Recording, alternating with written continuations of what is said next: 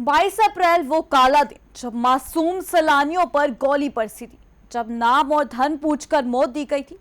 क्या हम भूल सकते हैं वो मंजर? क्या आतंकवाद को कभी माफ किया जा सकता है? आज उस हमले की बरसी पर नरेंद्र मोदी का साफ संदेश, भारत आतंकवाद के आगे कभी नहीं झुकेगा। सीधा इशारा, सीधा अल्टीमेटम और सवाल भी सीधा। क्या पाकिस्तान प्रायोजित आतंकवाद पर अब निर्णायक वार का समय आ गया है? क्योंकि हमला हुआ था पहलगाम में और जिम्मेदारी जुड़ी थी लश्कर ए तैयबा से। आज देश शोक में भी है और संकल्प में भी।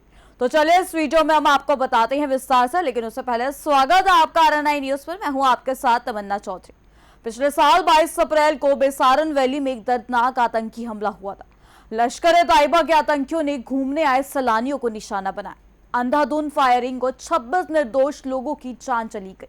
इस हमले की क्रूरता ने पूरे देश को झकझोर दिया था, क्योंकि आतंकियों ने लोगों से उनका नाम और धन पूछकर महिलाओं और बच्चों के सामने गोली मारी थी।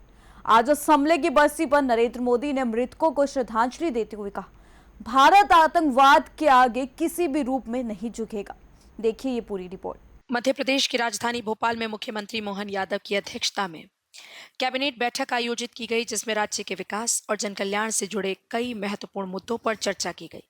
बैठक में बताया गया कि 19 मार्च से शुरू किए गए विशेष अभियान के तहत बड़ी संख्या में खेत तालाबों का निर्माण किया गया है और पहले से बने जल संरचनाओं को भी पुनर्जीवित किया गया।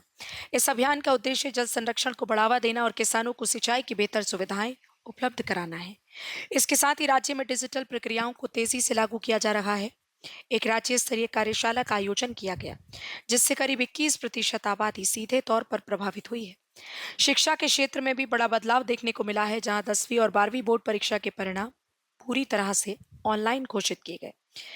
इस बार एक खास बात यह रही कि बेटियों ने शानदार प्रदर्शन करते हुए लड़कों से करीब 10% बेहतर परिणाम हासिल किए, जो पिछले 16 वर्षों में पहली बार देखने को मिला।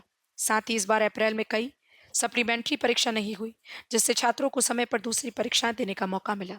भोपाल में PMC सेवा के थर्ड सेक्टर की पहल को भी एक बड़ी उपलब्धि बताया गया, जिसे अन्य राज्यों के लिए एक मॉडल के रूप में देखा जा रहा है।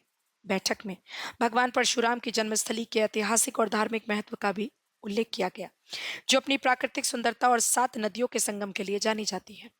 मुख्यमंत्री ने महिला सशक्तिकरण पर विशेष जोर देते हुए कहा कि सरकार महिलाओं के उत्थान और उनके अधिकारों की रक्षा के लिए लगातार काम कर रही है। विधानसभा में भी महिलाओं से जुड़े मुद्दों को प्राथमिकता दी जा रही है।